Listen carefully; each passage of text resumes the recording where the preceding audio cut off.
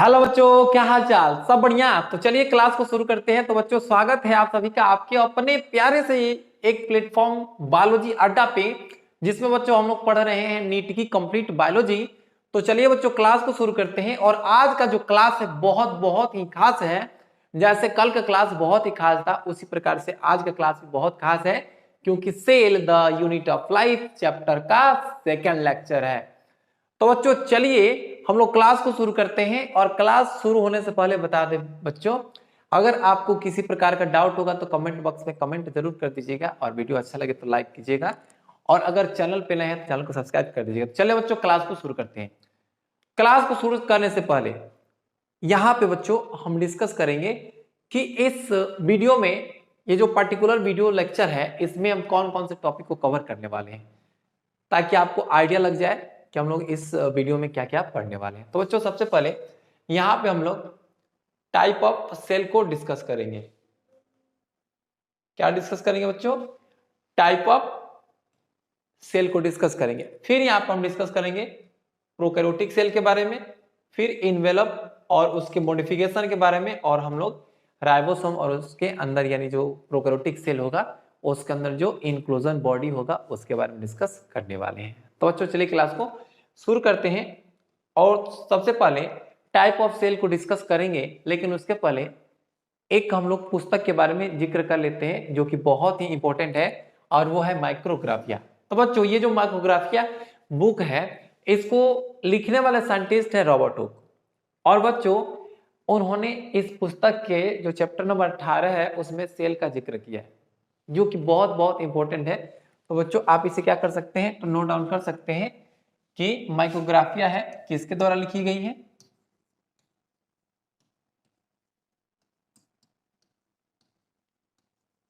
Written by किसके द्वारा लिखी गई बच्चों?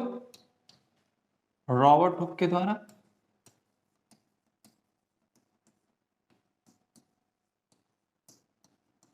रॉबर्ट हुक के द्वारा लिखी गई। और जो सबसे महत्वपूर्ण बात है,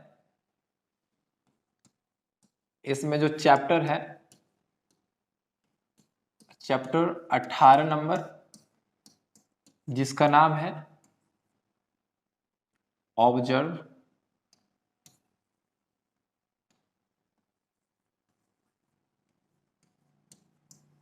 और बच्चों इस एब्जॉर्ब में इन्होंने सेल का जिक्र किया है।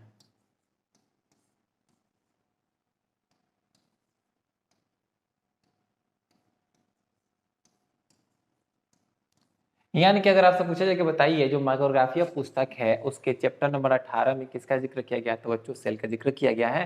और माइक्रोग्राफिया नामक पुस्तक किसने लिखी है बच्चों? तो वो लिखा है रॉबर्ट हुक ने। ठीक है, चलिए अब हम बात करेंगे आगे, जिसमें हम लोग सेल के प्रकार के बारे में डिस्कस करेंगे। देखिए सबसे पहले यहाँ पे हम सेल के प्रकार की बात करें तो बच्चों सामान्य रूप से अगर हम बात करते हैं तो सेल के जो प्रकार होते हैं वो 3 प्रकार के होते हैं।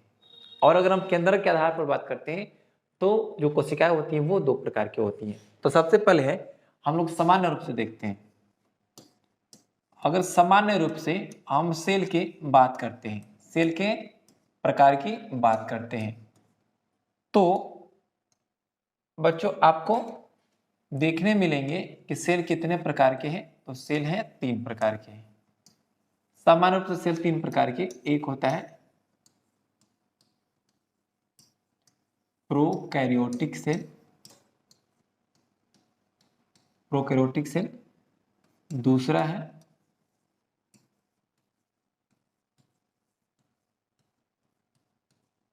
यूकैरियोटिक सेल, और तीसरा है बच्चों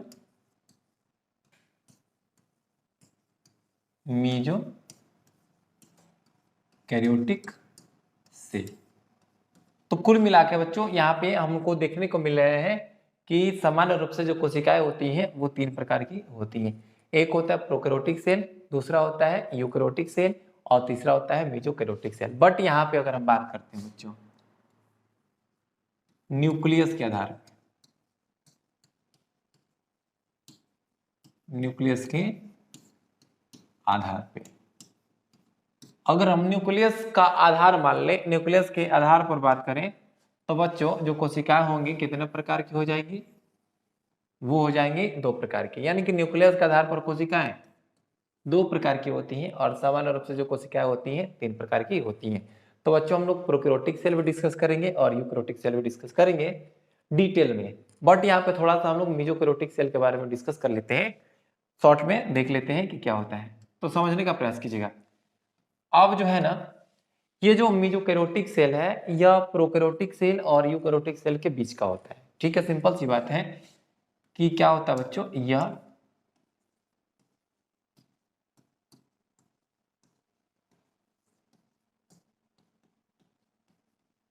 प्रोकैरियोटिक सेल एवं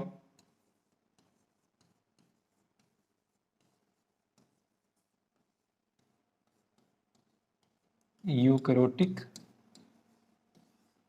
सेल के बीच का होता है, बीच का होता है। ठीक है, और ये जो सेल है इसका जो बेस्ट एग्जांपल है बच्चों वह है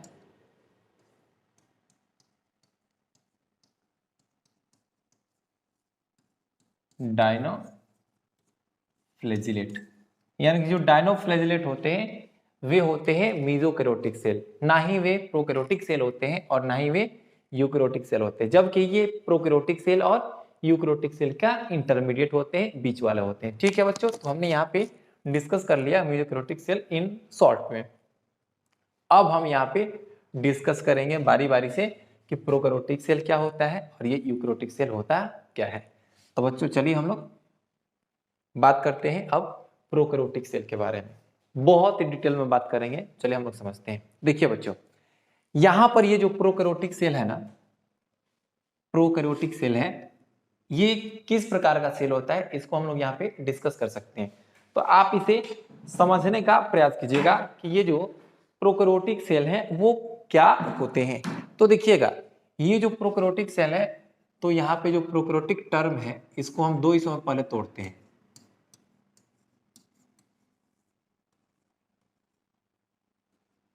ठीक है बच्चों, प्रोकैरियोटिक को दो हिस्सों में तोड़ देंगे। जब हम इसे दो हिस्सों में तोड़ेंगे तो हमको दो हिस्सा मिलेगा, एक मिलेगा प्रो और दूसरा मिलेगा कैरियन। ठीक है बच्चों, प्रो और कैरियन। तो यहाँ पे कुल मिलाकर देख रहे हैं कि दो इसमें टर्म मिल रहे हैं, एक प्रो और कैरियन। अब बच्चों देखिएगा, प्रो का मतलब क्या होता है? प्रो का मतलब होता है प्रिमिटिव। प्रीमिटिव, प्रिमिटिव का मतलब होता है प्राथमिक। प्राथमिक का मतलब अल्प विकसित यानी कि बहुत कम विकसित, प्राथमिक। और कैरियन का मतलब होता है बच्चों न्यूक्लियस। और न्यूक्लियस का मतलब क्या होता है? हिंदी में इसको हम लोग केंद्रक कहते हैं। यानी कि यहाँ पे अगर डिफिनीशन की बात करें, छोटा सा डिफिनीशन निकल के आएगा कि वैसी कोशिका जिसमें प्राथमिक केंद्रक पाया जाता है उसे हम लोग क्या कहते हैं? प्रोकैरियोटिक सेल कहते हैं। तो बहुत ही सिंपल है, वैसा सेल जिसमें प्रिमिटिव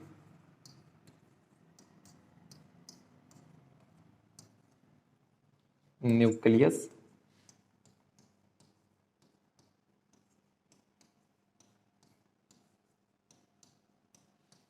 पाया जाता है उसे हम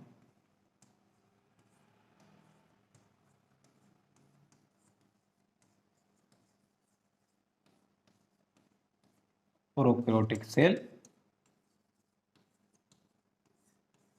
कहते हैं। बहुत ही आसान है, आप इसे याद रख सकते हैं। अब आपको रटने की आवश्यकता नहीं है, बस सिंपल सा आप इसे याद रखिए कि वैसा सेल जिसमें प्रिमिटिव न्यूक्लियस पाया जाता है उसे हम लोग प्रोकैरियोटिक सेल कहते हैं। अब ऐसा ही नहीं है कि केवल यही एक डिफिनीशन है बच्चों, प्रोकैरियोटिक सेल के बहुत सारे प्रॉपर्टीज हैं जिसके आधार पर हम लोग क्या इसे डिफाइन कर सकते हैं। ठीक है बच्चों, आप यहां तक इतना नोट कर लीजिए। अब देखिए बच्चों, अब यहाँ पे जैसे कि आपने एक प्रोकैरियोटिक सेल का फिगर यहाँ पे देख पा रहे हैं, ये है एक प्रोकैरियोटिक सेल। और बच्चों प्रोकैरियोटिक सेल में मैनली कौन आता है? प्रोकैरियोटिक सेल में जो मैनली आने वाले जीव हैं वह है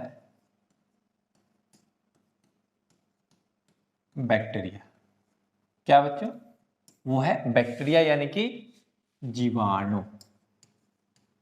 जीवाणु ही क्या है? तो एक प्रोकैरियोट होता है। ठीक है, तो सिंपल सी बात है कि वैसे जीव जो प्रोकैरियोटिक सेल के बने होते हैं उन्हें क्या कहते हैं? उन्हें हम कहेंगे प्रोकैरियोट्स। प्रोकैरियोट्स। और प्रोकैरियोट्स किसके बने होते हैं? मेड अप ऑफ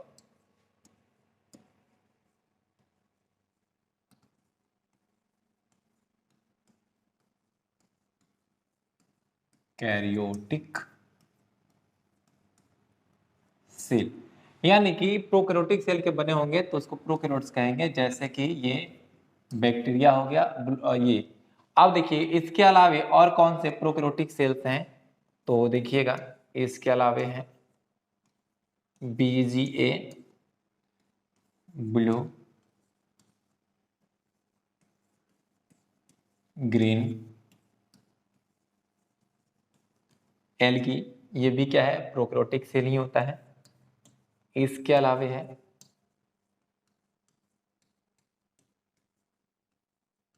माइकोप्लाज्मा, फिर है PPLO यानी कि प्लूरो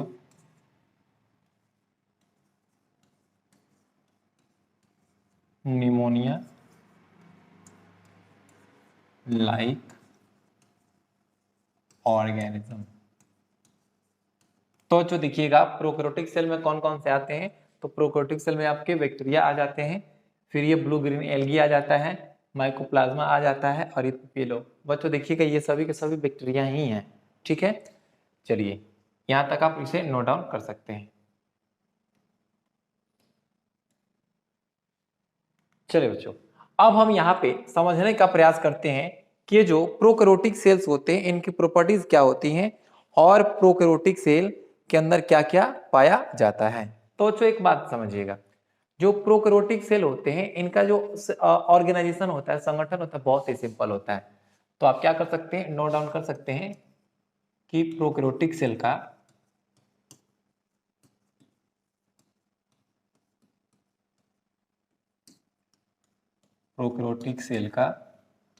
संगठन यानी कि ऑर्गेनाइजेशन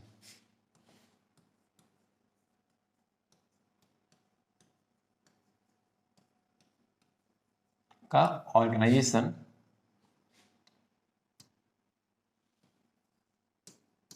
सिंपल होता है।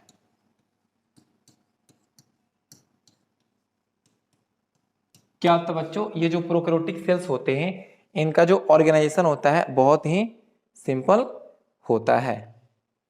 अब देखिएगा बहुत ही महत्वपूर्ण बात है कि जो प्रोकैरियोटिक सेल होते हैं ये छोटे होते हैं। क्या होता है बच्चों? ये छोटे होते हैं, और साथ ही साथ अगर यूकैरियोटिक की तुलना में इनके विभाजन की बात करें, इनके संख्या में वृद्धि की बात करें, तो ये यूकैरियोटिक की तुलना में क्या होते हैं? बहुत अधिक संख्या में विभाजित होते हैं। तो आप इसे भी नोट डाउन कर सकते हैं कि ये सामान्यतः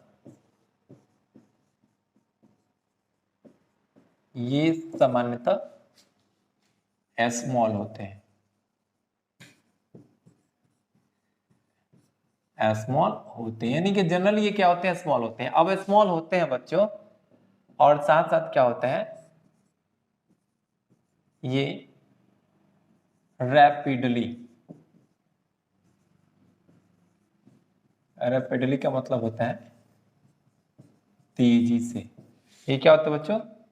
ये रैपिडली विभाजित होते हैं। विभाजित होते हैं। ठीक है, बात को याद रखिएगा। इनका जो प्रोकैरियोटिक सेल है उनका ऑर्गेनाइजेशन सिंपल होता है, ये छोटे होते हैं और ये रैपिडली विभाजित होते हैं, बहुत मतलब कि बहुत ही तेजी से विभाजित होते हैं। ठीक है बच्चों, ओके। अब यहाँ पे एक बात ध्यान दीजिएगा कि जितने भी प्रोकैरियोटिक सेल्स हैं सभी के सभी एक आवरण के द्वारा घिरे होते हैं जिसको हम लोग सेल वॉल कहते हैं। बहुत ही सिंपल सा बात है।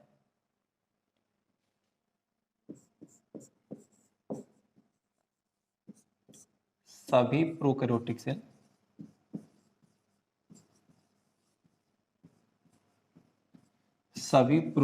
सेल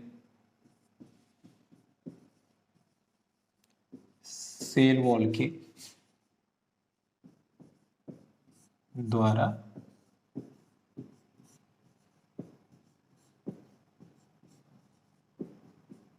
देखिए बच्चों, सभी प्रोकैरियोटिक सेल सेल वॉल के द्वारा घिरे होते हैं। किसके द्वारा घिरे होते हैं बच्चों? सेल वॉल के द्वारा घिरे होते हैं, ठीक है। और हाँ, अगर हम इसके केंद्रक की बात करेंगे ना, तो बच्चों देखिएगा, इसका जो केंद्रक होता है वो विकसित नहीं होता है, विकसित नहीं होता है। सिंपल सी बात है। तो नेक्स्ट पॉइंट हो जाएगा, न्यूक्लियस विकसित नहीं होता है, न्यूक्लियस डेवलप्ड नहीं होता है।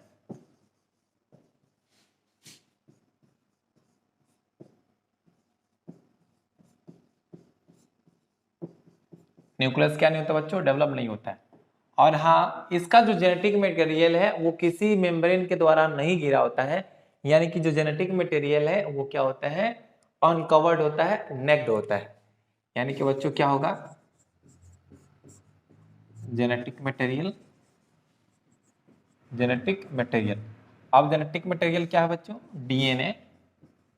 क्या है जी? डीएनए। तो इसका जो जेनेटिक मटेरियल क्या होता है? नेक्ड होता है। क्या होता है बच्चों? नेक्ड होता है। अब नेक्ड कहने का मतलब क्या होता है? Not covered by any membrane, मतलब कि किसी भी झिल्ली के द्वारा नहीं घिरा होता है। इसका मतलब क्या हुआ बच्चों? ये क्या होता है? ये नेक्ड होता है, यानी कि किसी भी झिल्ली के द्वारा नहीं घिरा होता है। ओके बच्चों।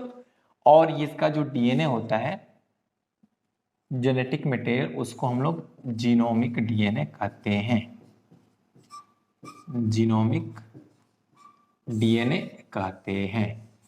एक और सबसे महत्वपूर्ण बात है बच्चों कि कुछ जो बैक्टीरियास होते हैं ना, उनके अंदर ये जीनोमिक डीएनए के अलावे भी एक सर्कुलर डीएनए होता है, ठीक है। तो आप इतना नोट कर लीजिएगा, ठीक है बच्चों। Okay. Bacteria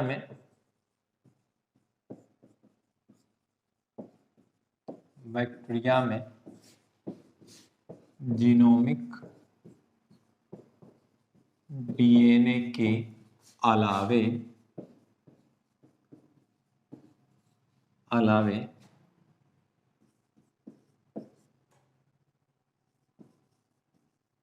circular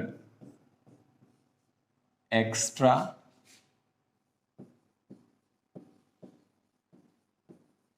chromosomal DNA पाया जाता है।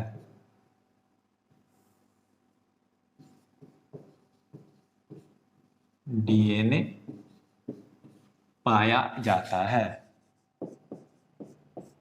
पाया जाता है, जिसे हम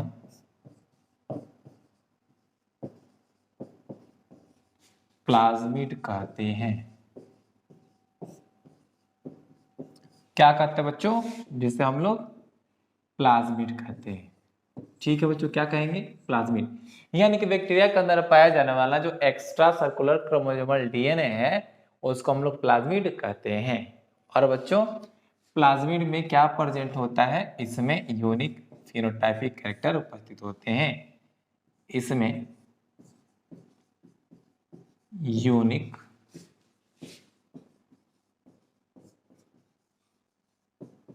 फिनोटाइपिक गुण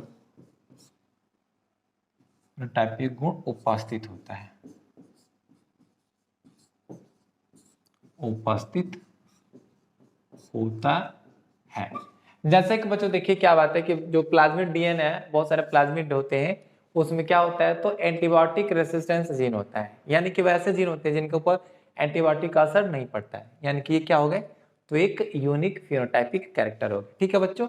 तो बैक्टीरिया में जीनोमिक डीएनए के अलावे जो सिंगल सर्कुलर, ये सर्कुलर एक्स्ट्रा क्रोमोसोमल डीएनए पाया जाता है, उसी को हम लोग क्या कहते हैं बच्चों? उसी को हम लोग कहते हैं प्लाज्मिड। आई होप कि यहां तक क्लियर हो गया होगा, ठीक है। चलिए, अब जो सबसे महत्वपूर्ण बात है, ध्यान दीजिएगा। प्रोकैरियोटिक सेल में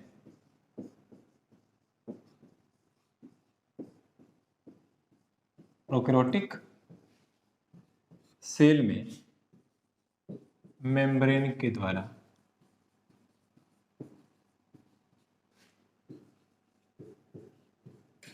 घेरी हुई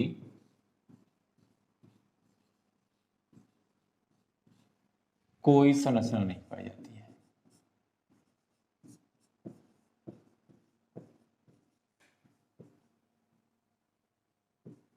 कोई संरचना नहीं पाई जाती है। तो बच्चों देखिए, मान लेते हैं कि ये है एक प्रोकैरियोटिक सेल, ठीक है, इसके अंदर ये डीएनए है। तो देख पा रहे हैं कि मान लेते हैं ये कवरिंग है, सेल मेम्ब्रेन ही ले लीजिए, सेल मेम्ब्रेन ही ले लीजिए। अब इसके अंदर जो कुछ भी पदार्थ है, क्या है बच्चों, इसके अंदर है साइटोप्लाज्म है, जिसको हम लोग कोशिका द्रव्य कहेंगे, आगे पढ़ेंगे। तो साइटोप्लाज्म है, इसके अलावा इसमें अब कुछ भी नहीं है।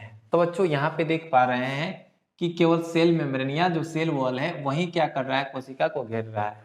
अंदर कोई भी झिल्ली के द्वारा घिरी हुई संरचना नहीं होती है। तो यहाँ पे बच्चों जो प्रोकैरियोटिक सेल है इसको हम क्या कहते हैं, तो आप इसे नोट डाउन कर सकते हैं कि prokaryotic cell, prokaryotic cell single enveloped system होता है।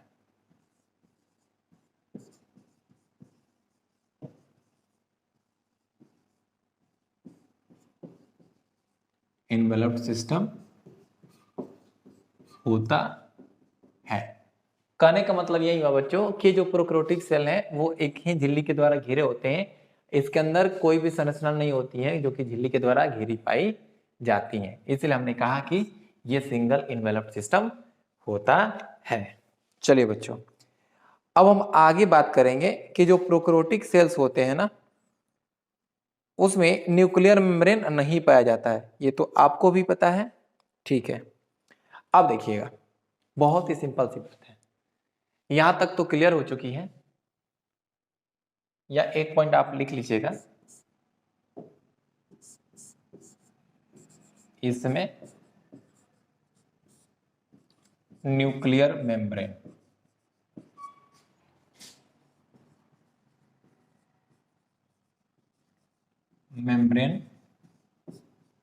नहीं पाया जाता है, नहीं पाया जाता है। यानी कि बच्चों जो देख पा रहे हैं ना कि जो प्रोकैरियोटिक सेल्स हैं उसमें न्यूक्लियर मेम्ब्रेन नहीं पाया जाता है। उसका जो जेनेटिक मटेरियल है वो क्या होता है कि जो साइटोप्लाज्म है उसी में नेक्ड अवस्था में पाया जाता है। ठीक है बच्चों, ओके। सॉरी। अब देखिए, अब यहां पे हम बात करने वाले हैं कि ये जो प्रोकैरियोटिक सेल हैं ये किस मेम्ब्रेन के द्वारा, किस इन्वेलप के द्वारा घिरे होते हैं और उसके कौन कौन से मॉडिफिकेशन होते हैं। तो बच्चों अब हम डिस्कस करेंगे।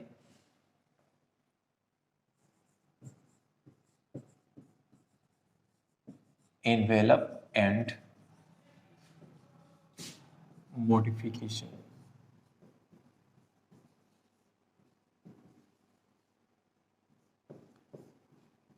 इट्स मॉडिफिकेशन, यानी कि जो इन्वेलप है और इसके मॉडिफिकेशन क्या क्या है तो समझिए। तो सबसे महत्वपूर्ण बात कि जो बैक्टीरिया होता है ना बच्चों, बैक्टीरिया तो सबसे पहले सेल वॉल के द्वारा घिरा होता है, फिर उसके ऊपर एक और लेयर होता है जिसको हम लोग ग्लाइकोकैलिक्स कहते हैं, फिर सबसे अंदर होता है सेल मेम्ब्रेन, यानी कि ग्लाइकोकैलिक्स, सेल मेम्ब्रेन और सेल वॉल तीनों मिलकर के क्या करते हैं, एक प्रोटेक्टिव यूनिट का निर्माण करते हैं बच्चों। उसी को हम लोग क्या कहते हैं, सेल इन्वेलप कहते हैं। तो सिंपल सी बात है, आप यहाँ पे नोट डाउन कर सकते हैं कि प्रोकैरियोटिक सेल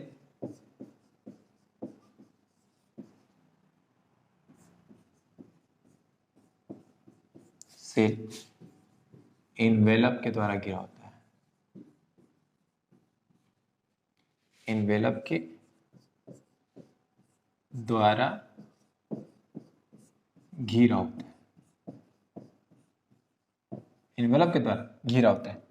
अब ये इन्वेलप में क्या क्या होते हैं तो देखिएगा, इन्वेलप में हो जाएंगे ग्लाइको कैलिक्स, सेल वॉल और सेल मेम्ब्रेन। यानी कि बच्चों ग्लाइकोकैलिक्स, सेल वॉल और सेल मेम्ब्रेन तीनों को मिला करके हम लोग क्या कहते हैं, तो इसको मिला करके कहते हैं सेल इन्वेलप, सेल इन्वेलप कहते हैं। ठीक है, क्लियर है? ओके, तो ये इन्वेलप है और इसका ये देख पा रहे हैं कि इन्वेलप में 3 लेयर हैं, एक है ग्लाइकोकैलिक्स का और दूसरा है सेल वॉल का और तीसरा है सेल मेम्ब्रेन का। चलिए जी, अब बात जो है वो बहुत ही सिंपल सी बात है कि यहाँ पर ये जो अलग अलग लेयर हैं, ग्लाइकोकैलिक्स है, सेल वॉल है, सेल मेम्ब्रेन है, ये इनके जो कार्य होते हैं अलग अलग होते हैं। सिंपल सी बात है, बट यहाँ पे ग्लाइकोकैलिक्स, सेल वॉल और सेल मेम्ब्रेन मिल करके एक प्रोटेक्टिव यूनिट का निर्माण करते हैं। तो बच्चों ये जो सेल मेम्ब्रेन, सेल इन्वेलप है, ये क्या है तो एक प्रकार से कहें तो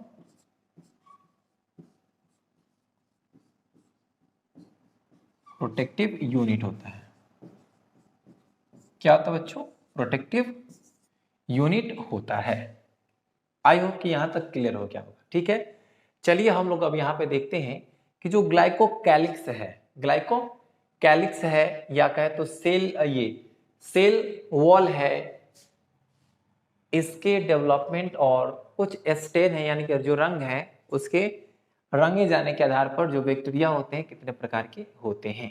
तो चलिए हम लोग यहाँ पे समझते हैं। देखिएगा, बहुत सिंपल बात है। सेल वॉल एवं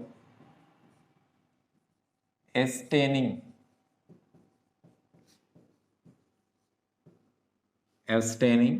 प्रोसेस के आधार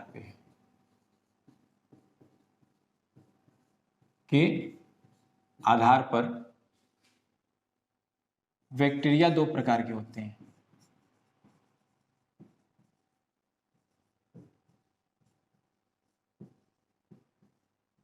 दो प्रकार के होते हैं।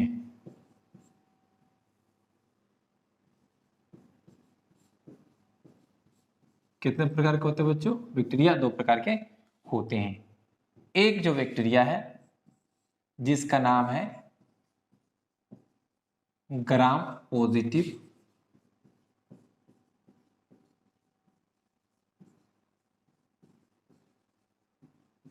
बैक्टीरिया और एक नाम है ग्राम नेगेटिव बैक्टीरिया। इन दोनों टर्म को हम लोग समझते हैं।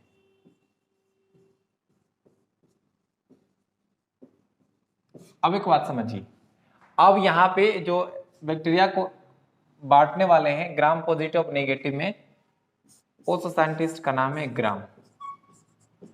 क्या नाम बच्चों? ग्राम वैज्ञानिक है। अब ये जो ग्राम ने क्या किया तो इन्होंने एक स्टेनिंग टेक्निक, स्टेनिंग का मतलब होता है रंग का, स्टेनिंग टेक्निक से इन्होंने बैक्टीरिया को बांटने का काम किया। जैसे कि उन्होंने जो बैक्टीरिया स्टेन हो गया उसको इन्होंने, यानी कि जिसके ऊपर कलर हो गए इसको उन्होंने ग्राम पॉजिटिव कहा और जिसके ऊपर कलर नहीं हुए उसको ग्राम नेगेटिव कहा। यानी कि यहाँ पे जो ग्राम टेक्निक है इसको किसने इन्वेंट किया था, खोज किया था? तो वो है ग्राम नामक वैज्ञानिक। ठीक है, जो कि सेल वॉल और स्टेनिंग प्रोसेस के आधार पर बैक्टीरिया को 2 हिस्सों में बांट दिए हैं, ग्राम पॉजिटिव और ग्राम नेगेटिव। ठीक है बच्चों, चलिए अब देखिएगा हम बात करते हैं ग्लाइकोकैलिक्स का। ठीक है बच्चों, ग्लाइकोकैलिक्स की बात करेंगे, बहुत ही इंपॉर्टेंट है ग्लाइकोकैलिक्स।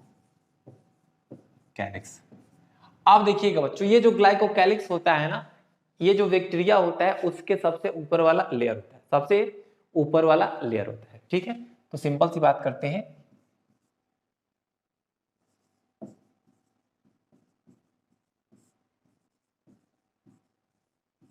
सबसे ऊपरी लेयर होता है, सबसे ऊपरी लेयर होता है।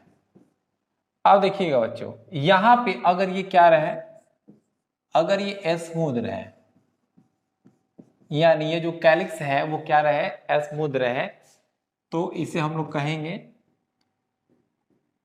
Slime layer. क्या बोलेंगे बच्चों, स्लाइम लेयर। समझने का प्रयास कीजिएगा कि जब ग्लाइकोकैलिक्स क्या रहेगा, स्मूथ रहेगा, मतलब कि ये नॉर्मल रहेगा, हार्ड नहीं रहेगा, सॉफ्ट रहेगा, तो उसको हम लोग बोलेंगे स्लाइम लेयर। क्या बोलेंगे बच्चों, स्लाइम लेयर कहेंगे। लेकिन यही अगर ग्लाइकोकैलिक्स क्या हो जाए, हार्ड हो जाए, क्या हो जाए बच्चों, हार्ड हो जाए, कड़ा हो जाए, तो इसको हम लोग कहेंगे कैप्सूल। क्या कहेंगे बच्चों, इसे हम लोग अब कैप्सूल कहना शुरू कर देंगे। तो समझिए ग्लाइकोकैलिक्स उस जो बैक्टीरिया होता है उसका सबसे ऊपर वाला लेयर होता है, और अगर ये क्या है, सॉफ्ट है, तो इसको हम लोग स्लाइम लेयर कहेंगे, और अगर ये हार्ड हो गया तो इसको हम लोग कैप्सूल कहते हैं। ठीक है बच्चों, जैसे कि मान लीजिए ये बैक्टीरिया है, ठीक है। अब क्या है, बैक्टीरिया के ऊपर ये है, देखिएगा बैक्टीरिया के ऊपर ये जो आवरण है बच्चों, इसी को हम लोग क्या कहते हैं, कैप्सूल। क्या कहते हैं, कैप्सूल कहते हैं। और कैप्सूल क्या है, एक प्रकार के बोले तो ग्लाइकोकैलिक्स ही है, जो कि क्या होता है, हार्ड होता है। ठीक है, सिंपल सी बात हमने यहाँ पे एक बैक्टीरिया को देखा था। अब यहाँ पे एक बात आती है कि एक बहुत ही खास स्ट्रक्चर है जिसका नाम है मीजोसोम। उसको हम लोग समझने का प्रयास करेंगे क्योंकि वो एक बहुत ही महत्वपूर्ण है। जैसे कि बच्चों समझिएगा, ठीक है, मान लेते हैं ये क्या है, एक सेल है,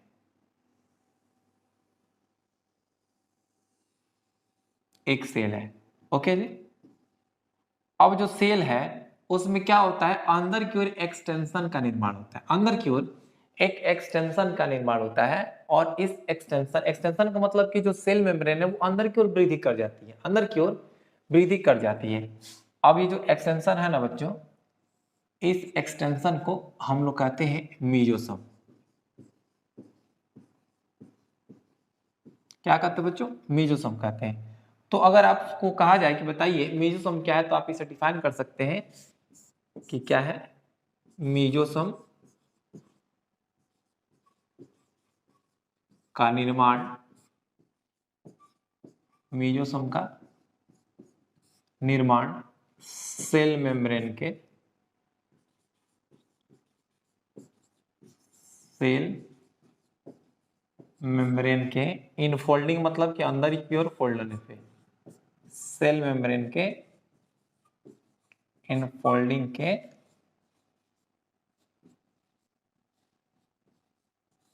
फलस्वरूप होता है।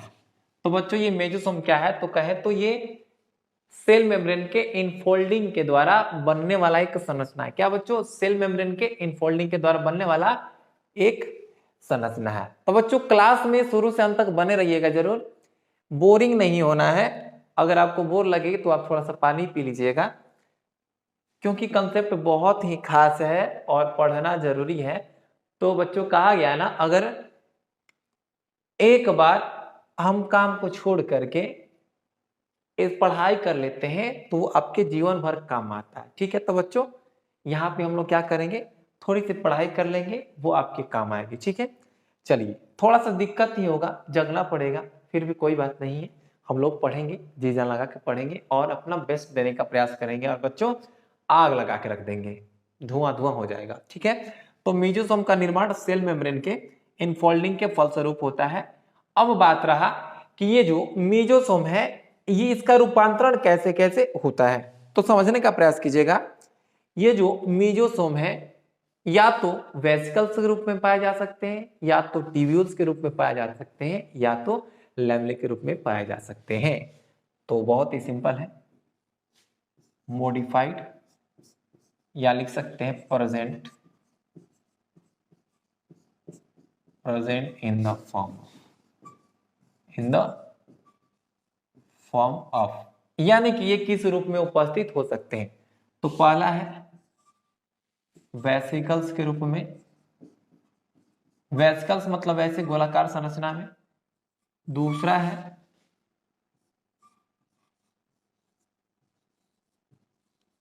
ट्यूब्यूल्स के रूप में, नलिकाओं के रूप में। और तीसरा है लैमेले के रूप में। तीसरा क्या बच्चों, लैमेले के रूप में पाए जा सकते हैं।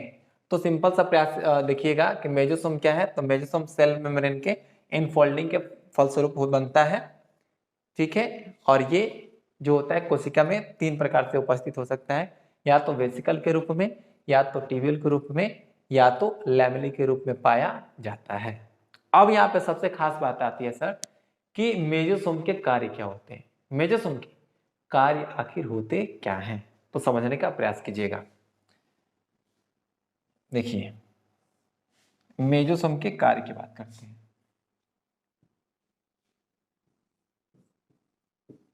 बहुत ही खास है, इससे एमसीक्यू प्रश्न बनेंगे वो, ठीक है। मेजोसोम से एमसीक्यू प्रश्न पक्का पूछा जाएगा।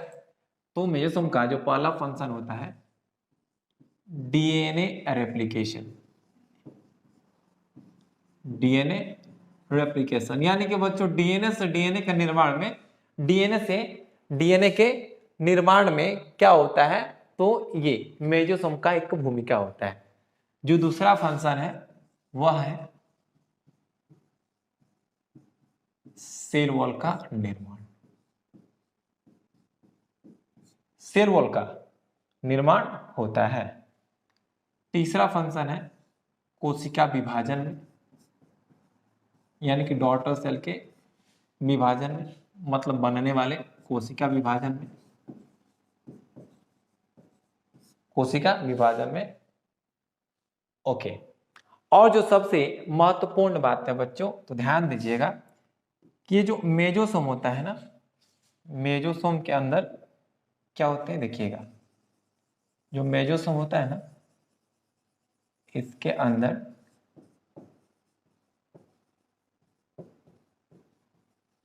रेस्पिरेटरी एंजाइम पाए जाते हैं। रेस्पिरेटरी एंजाइम पाए जाते हैं, ठीक है।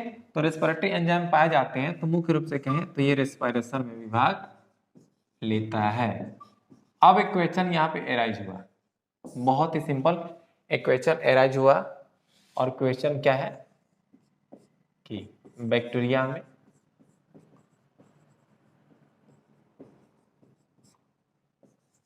रेस्पिरेशन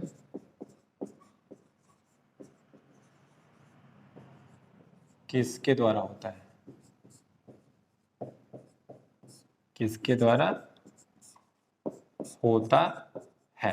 तो बच्चों जाहिर सी बात है कि इसमें क्या पाया जाता है, मेजोसोम पाया जाता है। क्या पाया जाता है बच्चों, मेजोसोम पाया जाता है।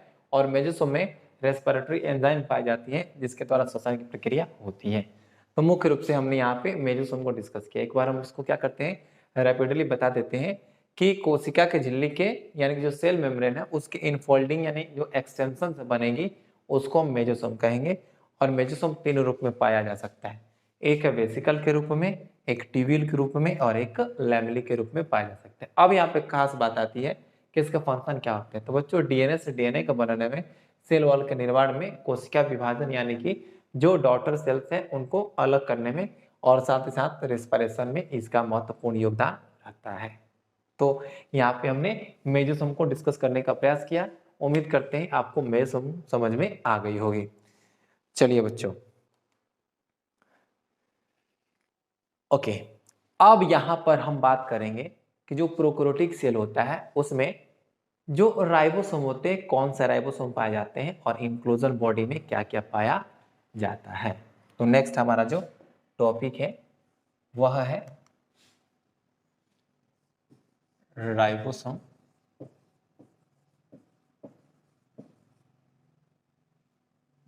एंड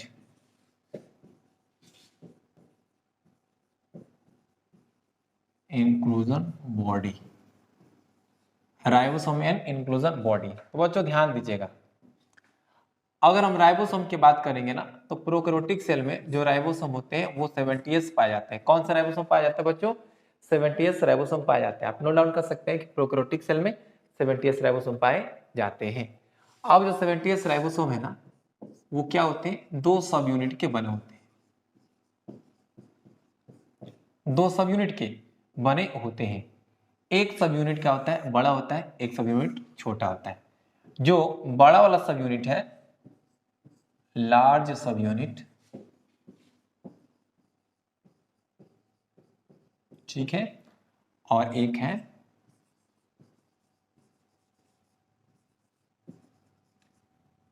स्मॉल सब यूनिट। समझने का प्रयास कीजिएगा कि जो बैक्टीरिया या जो प्रोकैरियोटिक सेल है ना, उसमें जो राइबोसोम होता है वो कौन सा होता है, वो 70 राइबोसोम होता है, और जो कि 2 सब यूनिट से मिलके बना है। एक बड़ा सब यूनिट है और एक छोटा सब यूनिट है। तो जो बड़ा सब यूनिट होता है वो होता है 50 का, 50s का, और जो छोटा, ये बड़ा सब यूनिट 50s का और छोटा सब यूनिट 30s का होता है। यानी कि दोनों को मिलाकर के बच्चों एक और बात ध्यान दीजिएगा, यूनिट को हम लोग जोड़ते नहीं है, दोनों को मिला देंगे तो क्या बन जाएगा बच्चों, दोनों को मिला देंगे तो ये हो जाएंगे 70s राइबोसोम। अब यहाँ पे एक बात आती है कि राइबोसोम का साइज क्या है। प्रोकैरियोटिक के अंदर जो राइबोसोम पाया जाता है उसका साइज क्या है। एनसीईआरटी में लिखा गया है कि साइज होता है 15 नैनोमीटर से लेके 20 नैनोमीटर तक। यानी कि यहाँ पे ध्यान दीजिए, जो राइबोसोम है उसका साइज क्या होता है, तो 15 नैनोमीटर से लेकर के 20 नैनोमीटर तक होता है। और सबसे महत्वपूर्ण बात ध्यान दीजिएगा कि ये जो राइबोसोम होते हैं ना बच्चों, ये तो अकेले भी पाए जाते हैं या तो समूह में पाए जाते हैं। यानी कि ये जब समूह में पाए जाएंगे तो ये एमआरएनए से जुड़े होते हैं। तो जैसे कि देखिएगा, मान लेते हैं ये है एमआरएनए, एमआरएनए। अब बच्चों एमआरएनए मतलब होता है मैसेंजर आरएनए, मैसेंजर आरएनए, ठीक है बच्चों, मैसेंजर आरएनए होता है। ओके जी। अब देखिएगा जो एमआरएनए है, इससे जब क्या होंगे, बहुत सारे राइबोसोम जुड़े रहेंगे, बहुत सारे राइबोसोम जुड़े रहेंगे। तो सिंपल सी बात है, राइबोसोम जब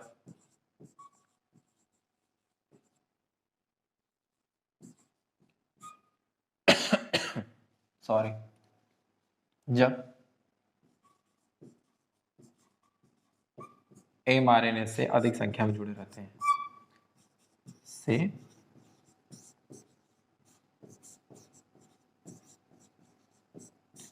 अधिक संख्या में जुड़े रहते हैं, तो बच्चों उसको हम लोग क्या कहते हैं, तो उसको हम लोग या तो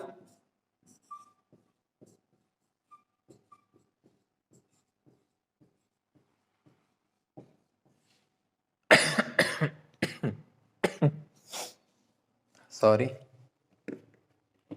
तो देखिए बच्चों, या तो उसे हम पॉली राइबोसोम कह सकते हैं, या आप इसे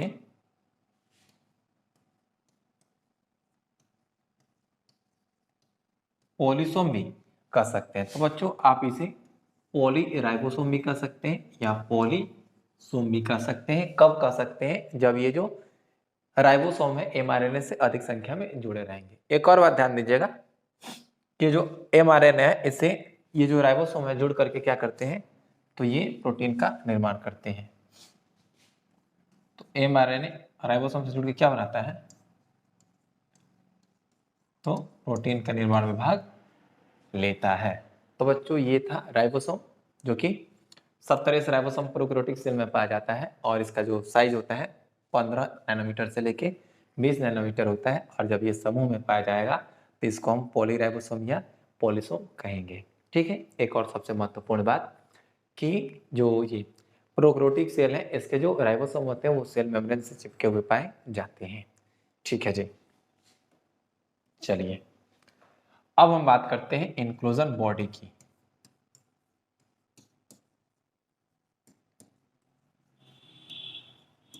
इंक्लूजन बॉडी यानी कि सेल के अंदर जो इंक्लूजन बॉडी होता है, तो सिंपल सी बात है कि जो नॉन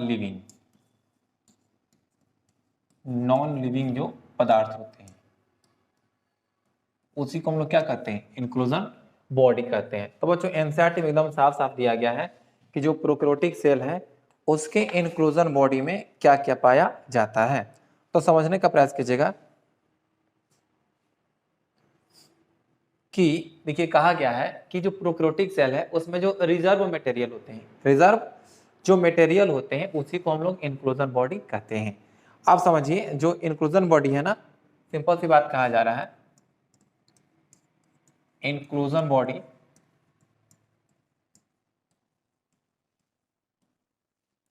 किसी भी मेम्ब्रेन के द्वारा नहीं घिरा होता है, किसी भी मेम्ब्रेन के द्वारा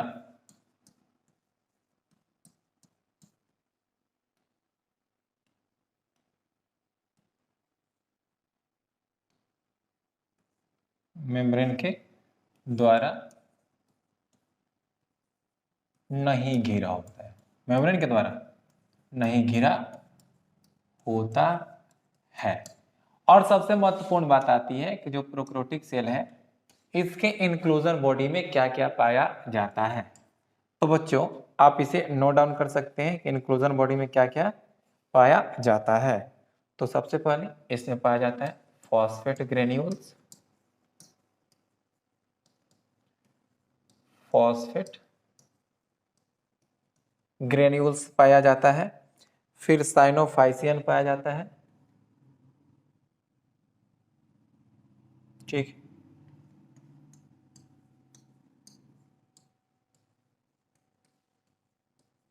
साइनोफाइसियन ग्रेन्यूल होता है। ये सभी कण है बच्चों, ठीक है, ये सभी कण होते हैं। फिर ग्लाइकोजन ग्रेन्यूल्स पाए जाते हैं, ग्लाइकोजन के कण होते हैं, ग्लाइकोजन ग्रेन्यूल्स। यानी कि यहाँ पे हम देख पा रहे हैं कि जो प्रोकैरियोटिक सेल है तो इसके जो इंक्लूजन बॉडी है उसमें फॉस्फेट ग्रेन्यूल्स है, साइनोफाइसियन ग्रेन्यूल्स है और ये ग्लाइकोजन ग्रेन्यूल्स पाए जाते हैं। क्या इसके अलावा और कुछ पाए जाते हैं? तो बच्चों ध्यान दीजिएगा, इसमें जो गैस वैक्यूल होता है ना, जैसे कि कुछ बैक्टीरिया होते हैं ना, जैसे ब्लू ग्रीन एल्गी हो गया, नीलहरित शैवाल हो गया, तो इनमें क्या होता है, तो गैस वैक्यूल पाया जाता है, ठीक है। हम लोग जानेंगे कि जो ब्लू ग्रीन एल्गी होते हैं या जो पर्पल कलर के एल्गी होते हैं उसमें गैस वैक्यूल पाया जाता है। तो हम लोग आगे इसको डिस्कस करेंगे जब पढ़ेंगे हम लोग वैक्यूल, तो ठीक है। तो यहाँ पर बच्चों हमने देखा कि क्या होता है प्रोकैरियोटिक सेल, प्रोकैरियोटिक सेल की संरचना कैसी होती है, ठीक है बच्चों। इसका जो डीएनए होता है वो क्या होता है, नेक्ड होता है, और इसमें जो राइबोसोम होता है वो क्या होता है बच्चों, तो जो राइबोसोम होता है वो 70S होता है। अब यहाँ पे इंक्लूजन बॉडी भी हमने देख लिया। अब यहाँ पे सबसे महत्वपूर्ण बात है, हम प्रोकैरियोटिक सेल के बारे में आपको बताते हैं। अब देखिएगा यहाँ पे जो प्रोकैरियोटिक सेल है ना, प्रोकैरियोटिक सेल के डीएनए में, प्रोकैरियोटिक सेल के डीएनए में आप इसे नोट में लिख सकते हैं, प्रोकैरियोटिक सेल के डीएनए में हिस्टोन प्रोटीन नहीं पाया जाता है, नहीं पाया जाता है, ठीक है बच्चों। और हाँ जी, इसमें राइबोसोम की क्यों पाया जाता है, क्योंकि राइबोसोम क्या है, तो झिल्ली के द्वारा घिरा हुआ नहीं होता है। तो बच्चों हमने आज इस लेक्चर में डिस्कस किया टाइप ऑफ सेल्स के बारे में, क्या होता है प्रोकैरियोटिक सेल, क्या होता है इंक्लूजन बॉडी, और क्या होता है इसके जो ग्लाइकोकैलिक्स हैं, सॉफ्ट रहते हैं, हार्ड रहते हैं, तो क्या क्या करते हैं। तो बच्चों इस लेक्चर में हमने यहाँ पर डिस्कस किया। नेक्स्ट लेक्चर में हम लोग यूकैरियोटिक सेल के बारे में डिस्कस करेंगे, प्लांट सेल के बारे में डिस्कस करेंगे, एनिमल सेल के बारे में डिस्कस करेंगे, और साथ साथ हम लोग देखेंगे कि एक जो टिपिकल सेल है उसमें कौन कौन से हिस्से पाए जाते हैं। तो बच्चों पढ़ते रहिए, मिलते हैं हम लोग नेक्स्ट वीडियो में, तब तक के लिए बेस्ट ऑफ लक। और वीडियो अच्छा लगे बच्चों तो इसे लाइक कीजिए और शेयर जरूर कर दीजिएगा, और अगर आप इस चैनल पे नए हैं तो चैनल को सब्सक्राइब जरूर कर दीजिए। मिलते हैं नेक्स्ट वीडियो में, तब तक के लिए बेस्ट ऑफ लक, जय हिंद।